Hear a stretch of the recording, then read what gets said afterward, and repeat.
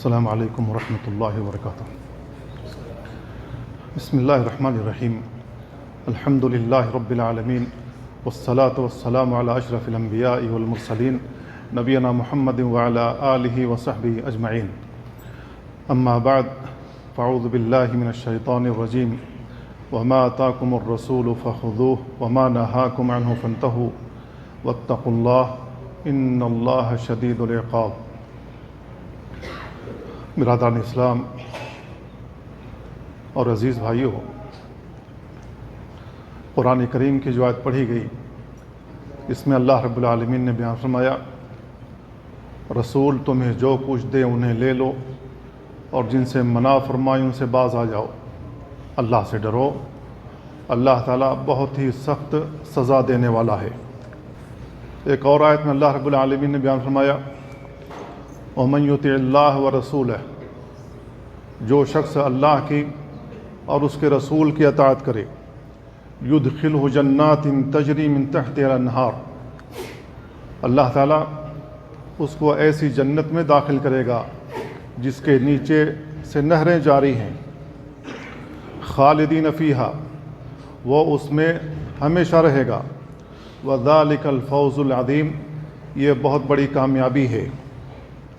وَمَن يَعْصِ اللَّهَ وَرَسُولَهُ، اور جو شخص اللہ کی اور اس کے رسول کی نافرمانی کرے، وَيَتَعَدَّ حُدُودَهُ، اور اس کی حدوں کو پھلانگ جائے، اس کے حد سے تجاوز کر جائے، يُدْخِلْهُ نَارًا، تو وہ اس کو جہنم میں ڈال دے گا، خالدین فیہا، وہ اس میں ہمیشہ رہے گا، وَلَهُ عَذَابٌ مُّہِینٌ، اس کے لیے اہانت آمیز عذاب ہے۔ ایک اور آیت میں اللہ رب العالمین نے بیان فرمایا، یا ایھا الذین آمنوا اطیعوا اللہ ورسولہ، اے ایمان والو اللہ کی اطاعت کرو اور اس کے رسول کی اطاعت کرو، ولا تولوا عنہ وانتم تسمعون، اور ان سے پشت نہ پھیرو، یعنی جب اللہ رب العالمین کا کلام سنو اور رسول اللہ صلی اللہ علیہ وسلم کا فرمان سنو تو پشت پھیر کر نہ جاؤ، اس سے اعراض نہ کرو، اس سے منہ نہ موڑو۔ ایک اور آیت میں اللہ رب العالمین بیان فرما رہا ہے، فَلْيَحْذَرِ الَّذِينَ يُخَالِفُونَ عَنْ أَمْرِهِ أَن تُصِيبَهُمْ فِتْنَةٌ أَوْ يُصِيبَهُمْ عَذَابٌ أَلِيمٌ، لوگوں کو رسول اللہ صلی اللہ علیہ وسلم کے حکم کی نافرمانی سے بچنا چاہیے، ورنہ ان کو دنیا میں فتنہ پہنچے گا یا دردناک عذاب سے دوچار ہوں گے۔ یہ چند آیات ہیں جن کو میں نے پڑھ کر ترجمہ کیا تاکہ آپ کو یہ بات سمجھنے میں آسانی ہو جائے کہ ہر مسلمان پر اللہ اور اس کے رسول کی اطاعت فرض ہے۔ جب اللہ رب العالمین کا کلام آ جائے، رسول اللہ صلی اللہ علیہ وسلم کا فرمان آ جائے تو ہمیں اللہ اور اس کے رسول کے فرمان کے مطابق عمل کرنا چاہیے، منہ نہیں موڑنا چاہیے، ورنہ اللہ رب العالمین دردناک عذاب سے دوچار کرے گا، دنیا کے اندر بھی رسوا کرے گا اور آخرت کے اندر بھی رسوائی ہونے والی ہے۔ ابو ہریرہ رضی اللہ تعالیٰ عنہ کی روایت میں اللہ کے نبی صلی اللہ علیہ وسلم بیان فرماتے ہیں، من اطاعنی فقد اطاع اللہ، جس نے میری اطاعت کی اس نے اللہ کی اطاعت کی، ومن عصانی فقد عصى اللہ، اور جس نے میری نافرمانی کی اس نے اللہ کی نافرمانی کی۔ ابو ثعلبۃ الخشنی رضی اللہ تعالیٰ عنہ کی روایت ہے، اللہ کے نبی صلی اللہ علیہ وسلم نے بیان فرمایا، ان اللہ فرض فرائض فلا تضيعوها، اللہ رب العالمین نے کچھ چیزیں فرض کی ہیں لہذا ان کو ضائع نہ کرو، وحد حدودا فلا تعتدوها، اور کچھ حدیں مقرر کی ہیں ان سے آگے نہ بڑھو، وحرم اشیاء فلا تنتهكوها، اور بعض چیزیں اللہ نے حرام کی ہوئی ہیں اس کو پامال نہ کرو، وسکت عن اشیاء رحمتا لکم غیر نسیان، اللہ رب العالمین نے بعض چیزوں سے سکوت اختیار کیا ہے تمہارے اوپر رحمت کرتے ہوئے، اللہ رب العالمین کو نسیان نہیں ہوا، بھولا نہیں اللہ رب العالمین۔ فلا تبحثوا عنها، لہذا جن سے سکوت اختیار کیا ہے اس کے بارے میں زیادہ قریدو نہیں اور قرید کر کے اس میں پڑھنے کی کوشش نہ کرو۔ اس روایت کی وضاحت دوسری حدیث سے بھی ہوتی ہے جس میں اللہ کے نبی صلی اللہ علیہ وسلم نے ایک چراگاہ سے تشبیہ دی ہے کہ چراگاہ کے قریب جب کوئی جانور چرتا ہے اور چراگاہ مخصوص ہوتی ہے کسی شخص کی جس میں عام لوگوں کے جانور نہیں چرا سکتے، لیکن کسی نے اپنا جانور اس چراگاہ کے قریب چھوڑ دیا ہو، تو ایسی صورت میں کوئی شخص یہ نہیں کہہ سکتا کہ وہ جانور اس چراگاہ میں نہیں جائے گا۔ تو اللہ کے نبی صلی اللہ علیہ وسلم نے ہم سے اور آپ سے یہ بیان فرمایا ہے کہ جن چیزوں سے سکوت اختیار کیا ہے ہم ان کے بارے میں زیادہ نہ قریدیں، زیادہ پڑھنے کی کوشش نہ کریں، ورنہ ہم حرام کے اندر پڑ جائیں گے، ہم حرام کے اندر داخل ہو جائیں گے۔ اللہ رب العالمین نے بیان فرمایا تلک حدود اللہ فلا تعتدوها، یہ اللہ رب العالمین کے حدود ہیں جن کو اللہ رب العالمین نے حرام کیا ہے، جن کو رسول اللہ صلی اللہ علیہ وسلم نے حرام کیا، یہ اللہ کی حدود ہیں، لہذا ان سے تجاوز نہیں کرنا۔ وَمَن يَتَعَدَّ حُدُودَ اللَّهِ فَأُولَٰئِكَ هُمُ الظَّالِمُونَ، جو شخص اللہ کے حدود سے تجاوز کرے وہ ظالم لوگ ہیں۔ تو اللہ رب العالمین ایسے لوگوں کو ظالم کہہ رہا ہے۔ دوسری آیت میں اللہ رب العالمین نے بیان فرمایا وَلَا تُبَاشِرُوهُنَّ وَأَنْتُمْ عَاكِفُونَ فِي الْمَسَاجِدِ، جب تم مسجدوں میں اعتکاف میں رہو تو عورتوں کے ساتھ مباشرت نہ کرو۔ تلک حدود اللہ، یہ اللہ رب العالمین کی حدود ہیں، فلا تقربوها، تم ان سے قریب نہ جاؤ۔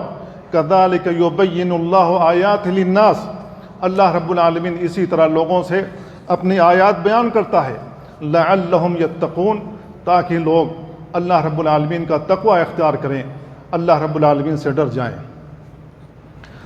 اب ان احادیث اور قرآن مجید کی ان آیات پر غور ہمیں کرنا چاہیے، اور جب ہم غور کرتے ہیں اور اپنے لوگوں کو دیکھتے ہیں، مسلمانوں کو دیکھتے ہیں، تو لوگوں کو اس بات کی پرواہ نہیں ہوتی کہ یہ گناہ کا کام ہے یا حرام کام ہے، لوگوں کو اس بات کی پرواہ نہیں ہوتی اور لوگ گناہ میں پڑے ہوئے رہتے ہیں، اس انداز سے اس کام کو سر انجام دیتے ہیں جیسے کہ وہ گناہ کا کام ہے ہی نہیں، جیسے اللہ رب العالمین نے اس سے منع ہی نہیں کیا ہے، جیسے اس سے رسول اللہ صلی اللہ علیہ وسلم نے منع ہی نہیں کیا ہے، جیسے کہ وہ حرام ہے ہی نہیں، اس انداز سے لوگ اس کو کر رہے ہیں، اور یہ ہماری عادت میں اس انداز سے رچ بس گیا ہے، گویا کہ ہم اس کو ثواب سمجھ کر رہے ہیں، جب تک وہ نہ کرے ہمیں سکون نہیں ملتا۔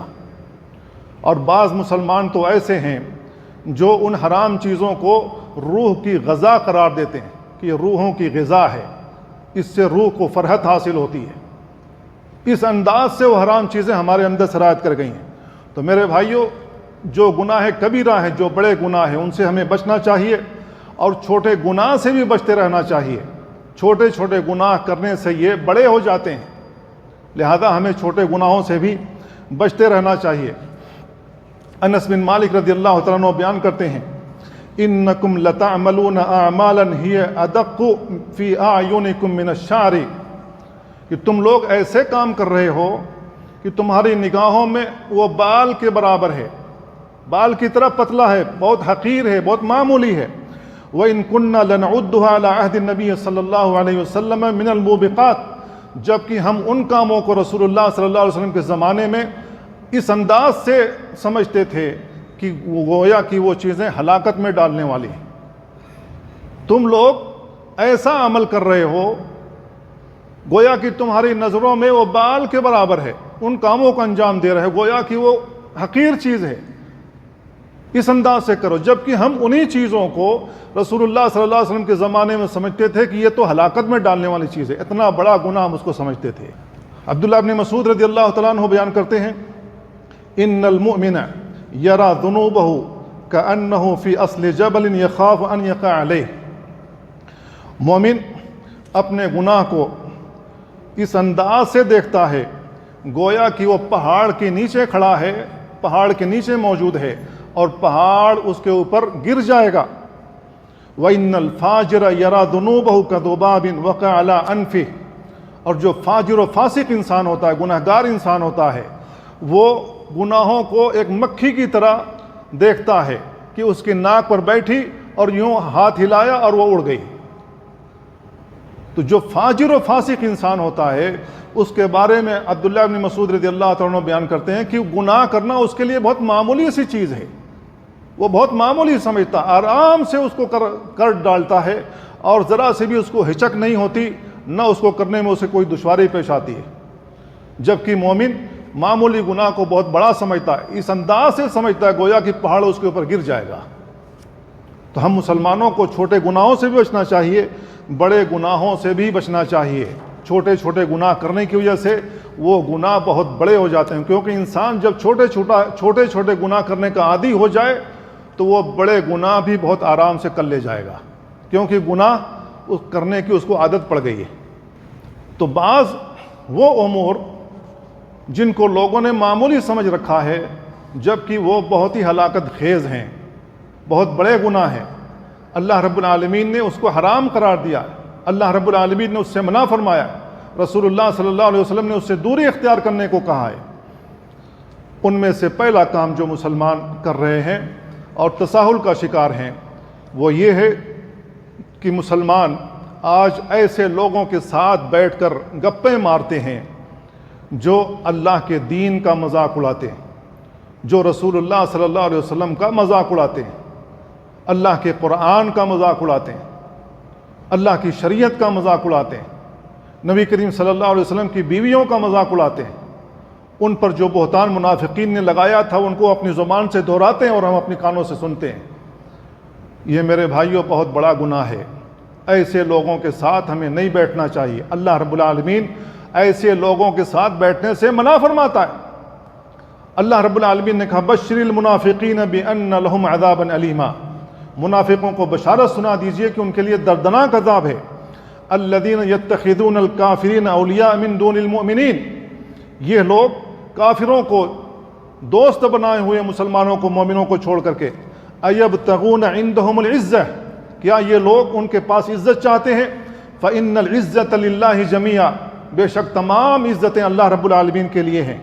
وقد نزل علیکم فی الکتاب، اللہ رب العالمین نے کتاب میں نازل کیا ہے، ان اذا سمعتم آیات اللہ، کہ جب تم اللہ رب العالمین کا آیات سنو، یکفر بہا، اس کا کفر کیا جائے، ویستہزأ بہا، اور آیتوں کا استہزاء کیا جائے، مذاق اڑایا جائے، ٹھٹھا کیا جائے، فلا تقعدوا معهم، تو تم ان کے ساتھ ہرگز نہ بیٹھنا۔ ایسے لوگ جو اللہ کے آیتوں کے ساتھ کفر کرتے ہیں، اللہ کی آیتوں کا مذاق اڑاتے ہیں، اللہ کے دین کا مذاق اڑاتے ہیں، ٹھٹھا کرتے ہیں، اللہ رب العالمین کہہ رہا فلا تقعدوا معهم، ایسے لوگوں کے ساتھ نہیں بیٹھنا۔ اور ہم اور آپ بڑی آسانی کے ساتھ ایسے لوگوں کے ساتھ بیٹھتے ہیں، گل چھرے اڑاتے ہیں، اپنی زبان سے بھی وہی کچھ بکنا شروع کر دیتے ہیں۔ اللہ رب العالمین کہہ رہا ہے فلا تقعدوا معهم حتى يخوضوا في حديث غيره، تم ان کے ساتھ نہیں بیٹھنا یہاں تک کہ وہ دوسری باتیں کرنے لگیں۔ اگر تم ایسا نہیں کرو گے، اس سے باز نہیں آؤ گے، انکم اذا مثلہم، تو تم بھی انہیں کے مثل ہو جاؤ گے، تمہارے دلوں میں بھی رین بیٹھ جائے گا، کالا سیاہ دھبا بیٹھ جائے گا، اور سنتے سنتے تمہارے دل و دماغ پر وہ بات چھا جائے گی اور تم بھی انہی کی طرح ایک دن بات کرنے لگو گے۔ تو ایسی صورت میں تمہارا شمار انہی میں ہونے لگے گا۔ ان اللہ جامع المنافقین فی جہنم جمیعا، اللہ رب العالمین کہہ رہا ہے کہ اللہ رب العالمین منافقوں کو، تمام منافقوں کو جہنم میں اکٹھا کرے گا۔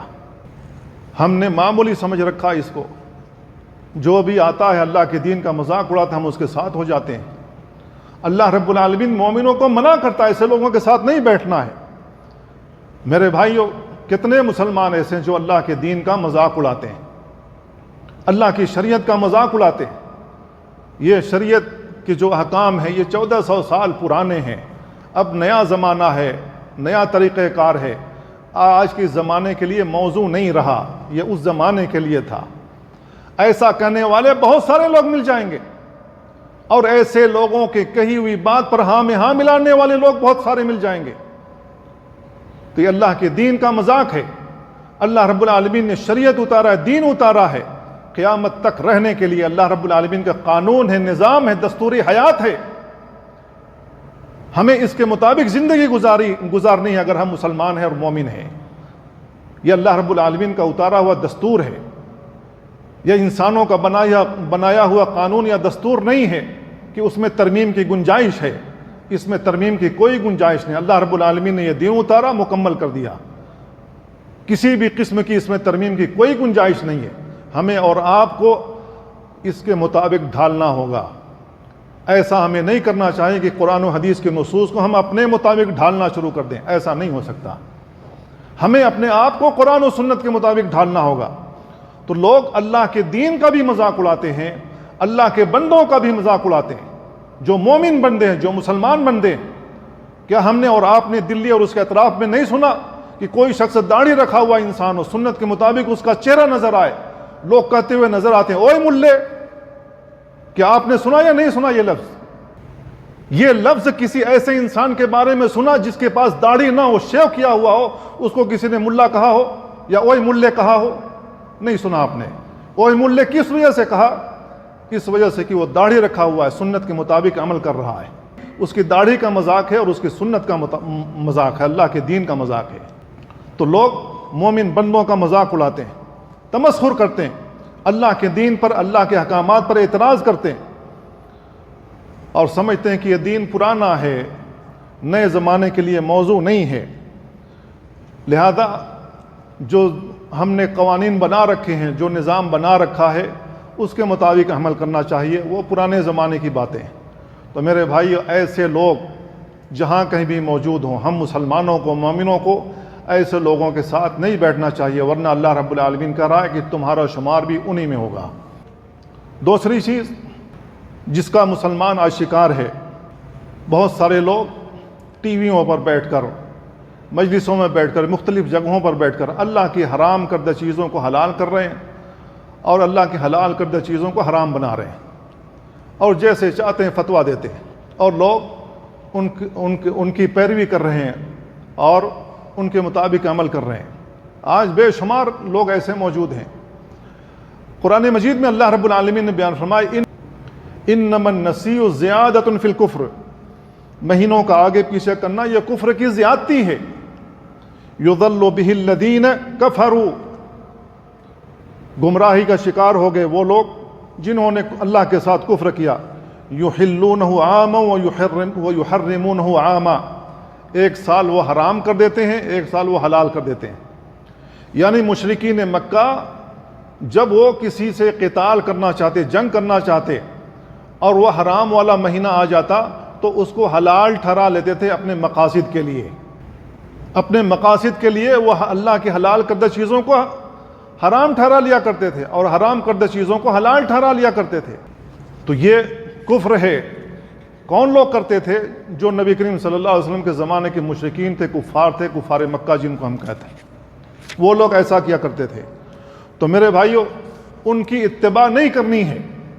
اللہ رب العالمین نے جن مہینوں کو حرمت والا بنایا ہے وہ حرمت والے مہینے ہیں۔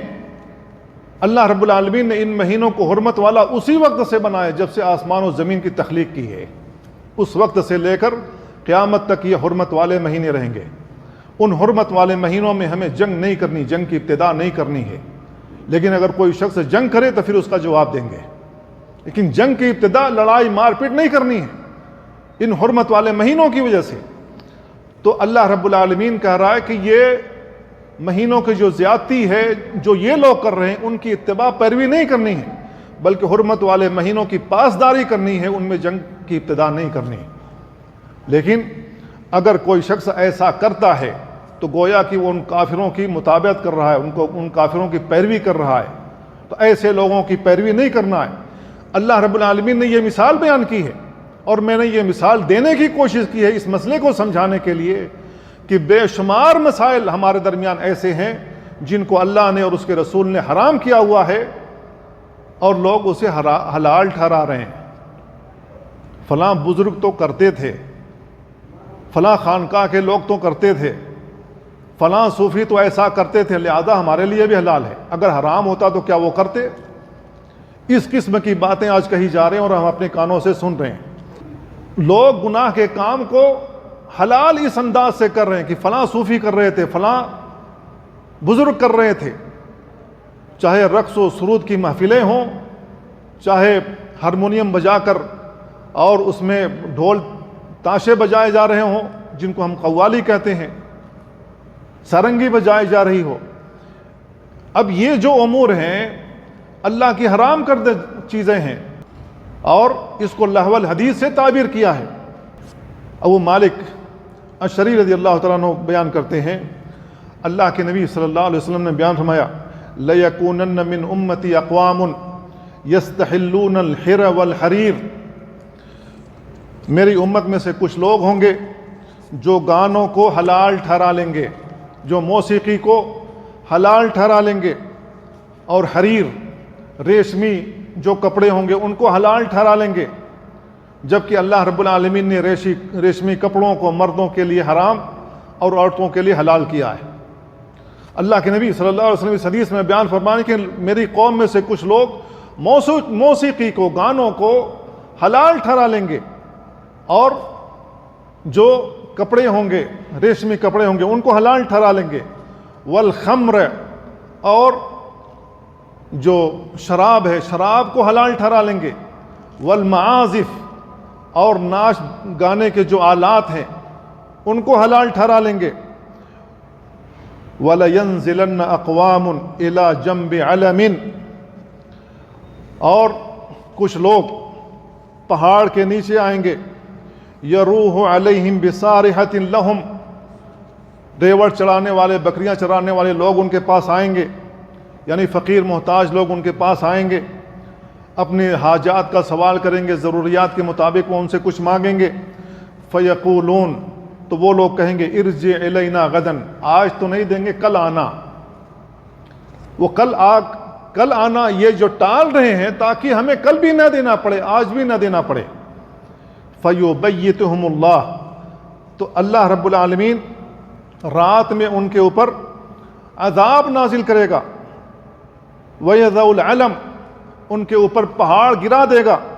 وَيَمْسَخُ آخَرِينَ قِرَدَةً وَخَنَازِيرَ إِلَى يَوْمِ الْقِيَامَةِ، اور جو بچ جائیں گے اللہ رب العالمین ان کو صورتیں مسخ کر دے گا، ان کو سور اور بندر بنا دے گا. یہ مسخ شدہ قوم ہوگی. اتنا سخت عذاب، چہرے مسخ کر دیا جائیں، سور اور بندر کا چہرہ اللہ رب العالمین بنا دے گا، تبدیل کر دے گا ان کے چہروں کو.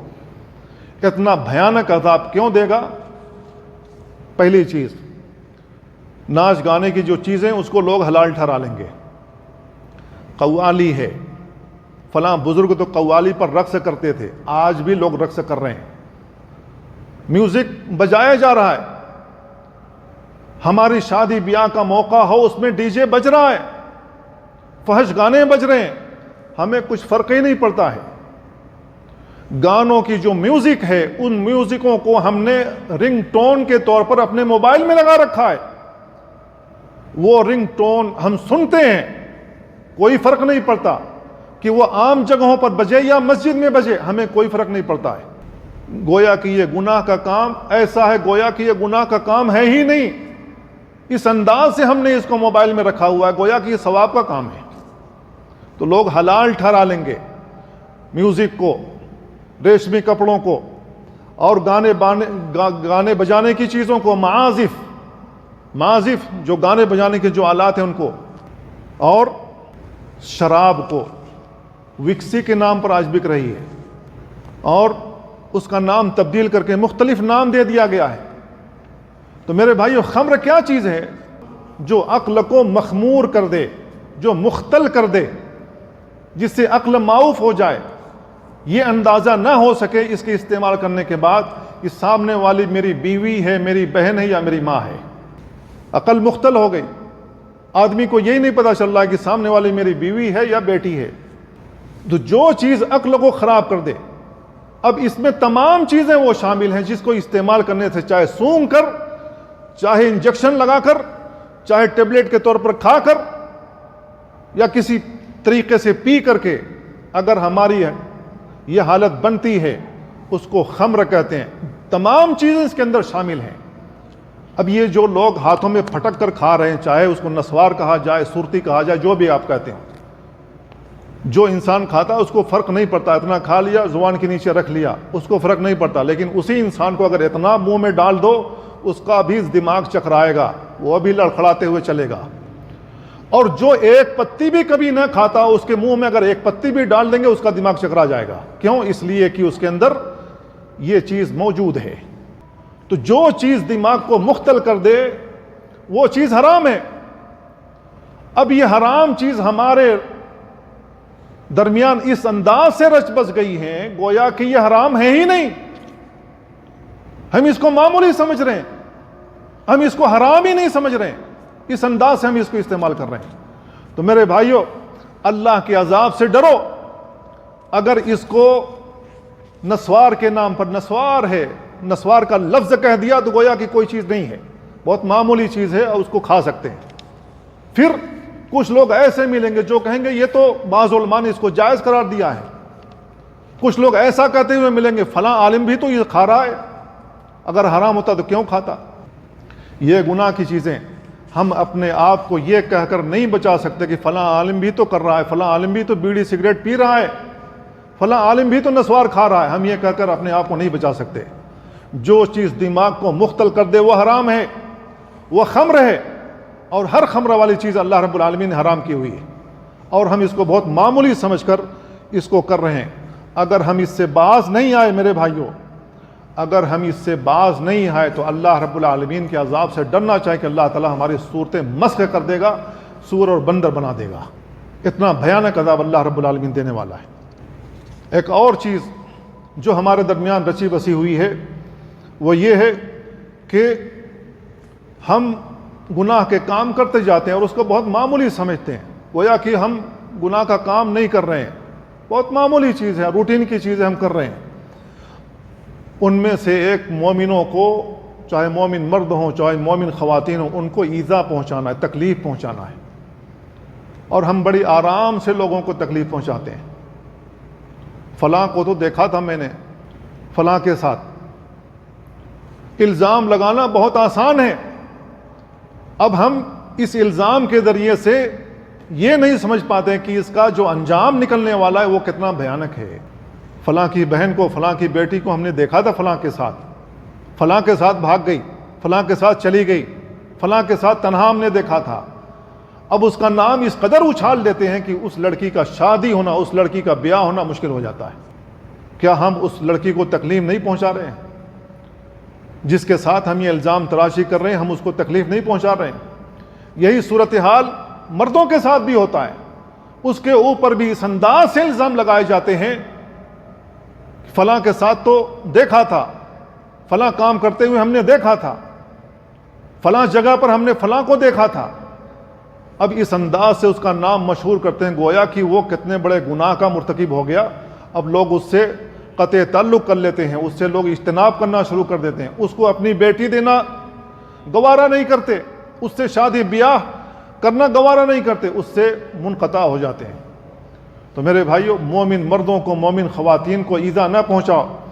اللہ رب العالمین نے بیان فرمایا والذین یؤذون المؤمنین والمؤمنات، جو لوگ مومن مردوں کو، مومن خواتین کو ایذا پہنچاتے ہیں، تکلیف پہنچاتے ہیں، بغیر مکتسبوا، جو گناہ کے کام انہوں نے نہیں کیے ہیں، فقد احتملوا بہتانا واثما عظیما، تو وہ بہتان کے مرتکب ہوئے اور بہت بڑے گناہ کو اپنے اوپر انہوں نے لاد لیا، بہت بڑے گناہ کا ارتکاب انہوں نے کیا. تو اللہ رب العالمین اس آیت میں بیان فرما رہا ہے کہ مومن مردوں کو، مومن خواتین کو جو لوگ ایذا پہنچاتے ہیں ان کے نا کردہ گناہوں کی انہیں سزا دے رہے ہیں. تو اللہ رب العالمین کرا یہ بہتان ہے اور بہت بڑے گناہ کا کام وہ لوگ کر رہے ہیں. بہت معمولی سا جو لوگ گناہ کر رہے ہیں وہ لوگوں نے بہت معمولی سمجھ رکھا ہے. وہ معمولی گناہ جو لوگوں نے سمجھ رکھا کیا ہے، لوگوں کے اوپر عیب جوئی کرتے ہیں، طعن و تشنیع کرتے ہیں، چاہے زبان استعمال کر کے چاہے اپنے فعل سے. اسی وجہ سے اللہ رب العالمین نے کہا ویل لکل ہمزۃ لمزہ. ہمزۃ لمزہ، ہمزہ کس کو کہتے ہیں؟ عیب جوئی کرنا، طعن و تشنیع کرنا. لمزہ جو لفظ ہے وہ زبان کے ذریعے سے طعن و تشنیع کرنا، عیب جوئی کرنا. اور حمز کس کو کہتے ہیں؟ اپنے فعل کے ذریعے سے کسی کے اوپر عیب جوئی کرنا. تو اللہ رب العالمین نے کہا ویل لکل ہمزۃ لمزہ، ویل ہے ان کے لیے. ویل تباہی و بربادی کو کہتے ہیں, اور ویل کا دوسرا معنی جہنم کے اندر ایک وادی ہے. اب اس کا ترجمہ کریں گے کہ جو لوگ اپنی زبان سے یا اپنے فعل سے لوگوں کے اوپر عیب جوئی کرتے ہیں, طعن و تشنیع کرتے ہیں, ان کے لیے دردناک عذاب ہے, ان کے لیے ویل ہے, جہنم میں ایک وادی ہے. تو میرے بھائیو, اس اعتبار سے آپ سوچیں کہ اللہ رب العالمین کیا کہہ رہا ہے. جہنم کے اندر ایک وادی ہے. کن لوگوں کے لیے؟ جو دوسروں پر عیب جوئی کرتے ہیں, چاہے زبان سے کریں چاہے اپنے فعل سے کریں. جہنم کی آگ دنیا کی آگ سے 70 گنا تیز ہے. اس دھوپ کو ہم برداشت نہیں کر پا رہے ہیں جو آج 40 ڈگری 42 ڈگری اور 50 ڈگری پر کہیں کہیں پہنچ گئی. اللہ کی ایک مخلوق جس کو ہم سورج کہتے ہیں, اس کی تپش ہم برداشت نہیں کر رہے ہیں. جہاں سے آگ ابل رہی اس کی تپش ہم کیسے برداشت کر سکتے ہیں؟ اللہ رب العالمین ان کو سزا دے گا.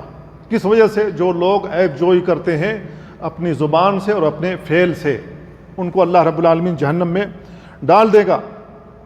تو یہ بہت بڑا گناہ ہے.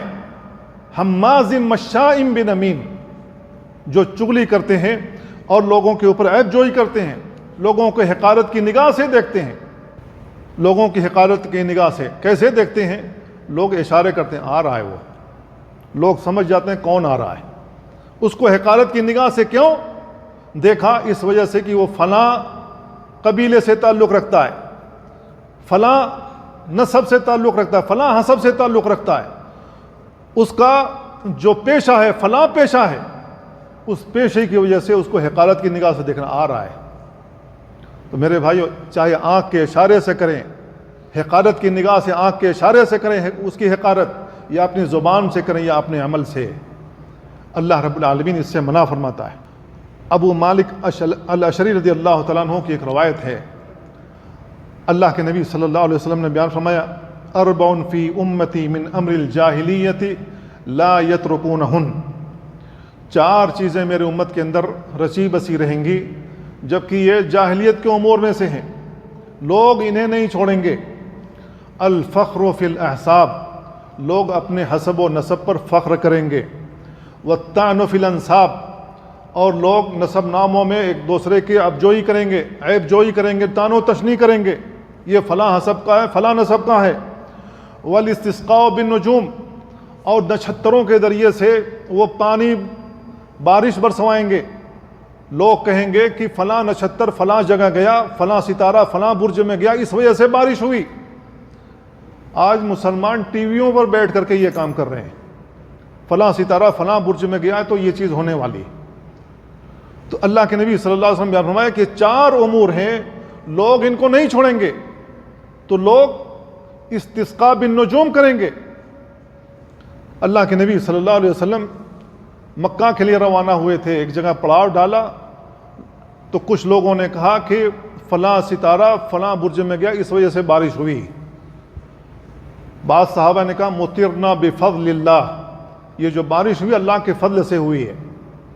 اللہ کے نبی صلی اللہ علیہ وسلم نے جب صبح کی فرمایا کہ تم میں سے بعض لوگوں نے کفر کی حالت میں صبح کی اور بعض لوگوں نے ایمان کی حالت میں صبح کی.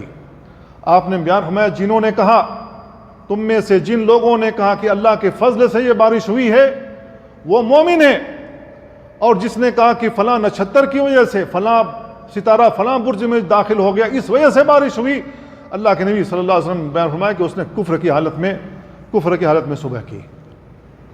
آج مسلمان ہو کر کے ٹی وی پر بیٹھ کر کے یہ چیزیں بیان کی جا رہی ہیں, مسلمان ہو کر کے لوگوں کی ریکھائیں دیکھی جا رہی ہیں, ہاتھ کی ریکھائیں, اور بیان کیا جاتا ہے تیرے ساتھ یہ ہونے والا ہے, اور اس کو خود نہیں پتا ہوتا کہ اس کے ساتھ کیا ہونے والا ہے. چوتھی چیز اللہ کے نبی صلی اللہ علیہ وسلم اس حدیث میں بیان فرمائی, والنیاح ہے, لوگ نوحہ کرنا نہیں چھوڑیں گے.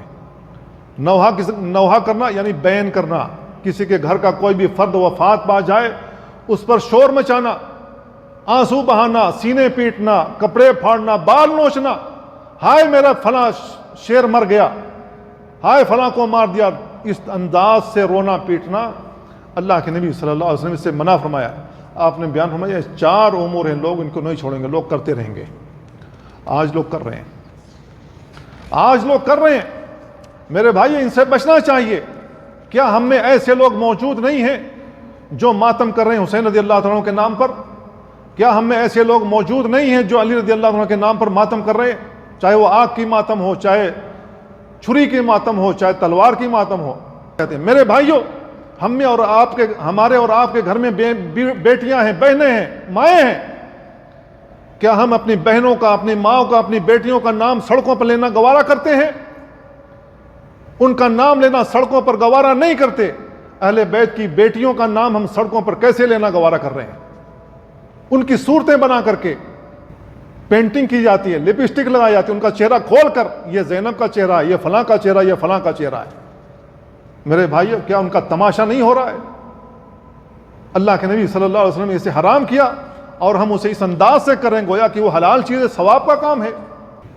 اللہ کے نبی صلی اللہ علیہ وسلم نے آگے حدیث میں بیان فرمایا وَالنَّائِحَةُ إِذَا لَمْ تَتُبْ قَبْلَ مَوْتِهَا، نوحہ کرنے والا اگر اپنی موت سے پہلے توبہ نہ کرے تو قام یوم القیامہ، قیامت کے دن اٹھایا جائے گا، وَعَلَيْهَا سِرْبَالٌ مِّن قَطِرَانٍ، اس کو نحاس کا، پیتل کا کو پگھلا کر کے اس کو قمیص پہنائی جائے گی، وَدِرْعٌ مِّن جَرَب، اور اس کو ایسی قمیص پہنائی جائے گی جس سے اس کو کھجلی ہوگی، کھجلی والی قمیص پہنائی جائے گی، تو کھجلاتا رہا، اس کا یہی عذاب ہے۔ تانبے کو پگھلا کر کے اس کی قمیص پہنا دی جائے گی۔ اب تانبا جہنم کے اندر تپ رہا ہے، اس کی قمیص وہ پہنے ہوئے، جہنم میں وہ تانبا تپے گا، گویا کہ ڈبل عذاب، اور اوپر سے ایسی قمیص وہ ہوگی جس سے اس کو کھجلی ہوگی، وہ تانبے کے اوپر سے کھجلا بھی نہیں سکے گا، تو تڑپتا رہا اسی میں۔ اللہ کے نبی صلی اللہ علیہ وسلم یہ باتیں بیان فرمائی، اور ہم مسلمان انہی کاموں کو کر رہے ہیں بڑے ہی ثواب سمجھ کر کے، بڑے نہا دھل کر کے ان جلوسوں میں شامل ہوتے ہیں جیسے کہ ثواب کا کام ہو۔ صحابہ کو گالیاں دی جاتی ہیں، ہم اپنے کانوں سے سن رہے ہوتے ہیں، صحابہ پر تبرہ کیا جاتا ہے، ہم اپنے کانوں سے سن رہے ہوتے ہیں، امہات المومنین کو گالیاں دی جاتی ہیں، ہم اپنے کانوں سے سن رہے ہوتے ہیں، جوں تک نہیں رینگتی۔ ایک اور گناہ کا کام جسے لوگ بڑی آسانی کے ساتھ کر رہے ہیں وہ یہ ہے کہ آج جو نیا معاشرہ جو وجود آ گیا ہے فلموں کی وجہ سے، ڈراموں کی وجہ سے، وہ اپنی بیویوں کے پخانے کی جگہوں میں جمع کر رہے ہیں۔ ایسی بے حیائی پر ہم اتر آئیں۔ نبی کریم صلی اللہ علیہ وسلم کی حدیث آتی ہے، ابو رضی اللہ تعالیٰ عنہ سے مروی ہے، اللہ کے نبی صلی اللہ علیہ وسلم بیان فرمایا ملعون من اتی امرأته فی دبرہ، جو شخص اپنے بیوی کے پخانے کی جگہ میں جمع کرے ایسا شخص ملعون ہے، اللہ کی رحمت سے دور ہے۔ جبکہ اللہ رب العالمین نے ہمیں اور آپ کو جو حکم دیا ہے وہ یہ ہے نساؤکم حرث لکم فاتوا حرثکم انا شئتم، جہاں اللہ رب العالمین نے جمع کا حکم دیا وہیں جاؤ۔ لیکن ہماری فطرت بگڑ گئی، ہم اس فطرت کو اپنا رہے ہیں جو فطرت قوم لوط کی تھی۔ اللہ رب العالمین نے قوم لوط جو جس گناہ میں ملوث تھی، ان کے گناہ کو لوط علیہ السلام نے بتایا کہ یہ گناہ کا کام ہے، اس سے بچتے رہو، اللہ رب العالمین منع فرما رہا ہے، فطرت کے خلاف عمل ہے، تم یہ کیوں جاتے ہو مردوں کے پاس؟ نہیں مانی قوم، اللہ رب العالمین نے آسمان سے ان کے اوپر پتھر برسایا، پتھر کے عذاب سے وہ دوچار ہوئے، پھر اللہ رب العالمین نے ان کی پوری بستی کو آسمان تک اٹھوایا، جبریل کے ذریعے سے اوپر سے پلٹ دیا، اتنا بھیانک عذاب ان لوگوں کو دیا۔ آج ہماری فطرت تبدیل ہو رہی ہے، اسی فطرت کو ہم اپنانے کی کوشش کر رہے ہیں۔ مرد مرد کے ساتھ شادی کر رہا ہے، عورت عورت کے ساتھ شادی کر رہی ہے، عورت کتوں کے ساتھ شادی کر رہی ہے۔ ہم کہاں جا رہے ہیں میرے بھائیوں؟ اور لوگ کہتے ہیں میرا جسم میری مرضی، جو مرضی کروں۔ اگر مسلمان ہو تو میرا جسم میری مرضی نہیں چلے گی۔ اگر اسلام کے اوپر باقی رہنا ہے تو اللہ کے دین کو فالو کرنا ہوگا، اس دائرے میں رہنا ہوگا جس کو اللہ رب العالمین نے کہا یہ حدود ہے اللہ کی، اللہ کے حدود سے تجاوز نہ کرو، اس کے درمیان رہنا ہوگا۔ اور اگر اللہ کا دین پسند نہیں، اپنا نام جو بھی رکھ لو، کافروں میں سے ہو جاؤ۔ اللہ کو ایسے لوگوں کو ضرورت نہیں ہے، مسلمانوں کے ایسے مسلمان کی ضرورت اسلام کو نہیں ہے۔ ایک اور روایت ابو رضی اللہ عنہ سے آتی ہے، اللہ کے نبی صلی اللہ علیہ وسلم نے فرمایا من اتی کاہنا فصدقہ بما یقول، جو شخص کسی کاہن کے پاس آتا ہے، جادوگر کے پاس آتا ہے، اور جادوگر جو کچھ کہتا ہے اس کی وہ تصدیق کرتا ہے، چاہے ہاتھ کی ریکھا دیکھ کر کے کرتا ہو یا آپ کی جنم کنڈلی دیکھ کر کے کرتا ہو یا سن کر کے بیان کرتا ہو، اگر آپ اس سے بھوشوانی کچھ بھی پوچھ رہے ہیں اپنے بارے میں اور جو کچھ بھی وہ بیان کر رہے ہیں، ہاں بھائی آپ نے تو صحیح کہا، میرے 2 بیٹے ہیں، میرے 3 بیٹے ہیں، ابھی میری شادی ہوئی ہے، میری شادی نہیں ہوئی ہے، میرے ماں ہے، میری باپ ہے، میری ماں نہیں ہے، میرے باپ ہیں، جو کچھ بھی وہ کہتا ہے شیطانوں کو سن کر کے اگر اس کی تصدیق کر رہے ہیں، میرے بھائی اللہ کے نبی صلی اللہ علیہ وسلم نے فرمایا ایسے آدمی نے کفر کیا اللہ کے دین کے ساتھ۔ اللہ کے نبی صلی اللہ علیہ وسلم بیان فرماتے ہیں من اتی کاہنا فصدقه بما یقول، جو شخص کسی کاہن کے پاس آیا اور جو کچھ بھی وہ کر رہا ہے اس کی تصدیق کرتا ہے، او اتی امرأته حائضا، یا حیض کی حالت میں کسی عورت کے پاس جاتا ہے، اپنی بیوی کے پاس جاتا ہے، او اتی امرأته فی دبرها، یا اس کے پخانے کی جگہ میں آدمی جمع کرتا، فقط بری بما انزل علی محمد صلی اللہ علیہ وسلم، تو اللہ رب العالمین نے جو محمد صلی اللہ علیہ وسلم پر دین اتارا ہے، اللہ کا دین اس سے بری ہے۔ اتنا بڑا گناہ ہے اور لوگ سمجھتے ہی نہیں ہیں، جیسا لوگ دیکھ رہے ہیں، جیسا سوشل میڈیا پر آ رہا ہے، لوگ وہی دیکھ رہے ہیں، وہی دیکھ کر عمل کر رہے ہیں۔ میرے بھائیو، ان سے بچنا چاہیے، ان سے اجتناب کرنا چاہیے۔ اگر ہم نہیں بچیں گے تو اللہ رب العالمین نے پہلے ہی کہہ رکھا ہے کہ ان لوگوں کے لیے عذاب ہے، دردناک عذاب اللہ رب العالمین دینے والا ہے۔ تو یہ چند باتیں ہیں، یہ چند چیزیں ہیں جن کو میں نے بیان کیا کہ یہ اتنے بڑے گناہ ہیں، اتنے بڑے گناہ ہیں، اتنی بڑی چیزیں ہیں، اللہ رب العالمین اس پر اتنا بھیانک عذاب دینے والا ہے، اتنی سخت سزا دینے والا ہے، لیکن لوگوں کی نظروں میں بڑے معمولی ہیں، لوگ بڑی آرام سے کر رہے ہیں، گویا کہ وہ گناہ کا کام ہے ہی نہیں، اس انداز سے کر رہے ہیں گویا کہ وہ ثواب کا کام ہے۔ اللہ کے دین سے لوگ نابلد ہیں۔ میرے بھائیو، اللہ کا دین سیکھو، جس کا اللہ تعالیٰ نے حکم دیا ہے ہمیں وہ کرنا چاہیے، جس سے رسول اللہ صلی اللہ علیہ وسلم نے منع فرمایا اس سے باز آ جانا چاہیے۔ اگر ہم باز نہیں آئیں گے تو اللہ تعالیٰ بہت سخت سزا دینے والا ہے۔ اللہ تعالیٰ ہمیں ان باتوں کو سمجھنے اور ان پر عمل کرنے کی توفیق عطا فرمائے۔ وصلی اللہ وسلم علی نبینا محمد وعلی آلہ وصحبہ اجمعین۔ السلام علیکم ورحمۃ اللہ۔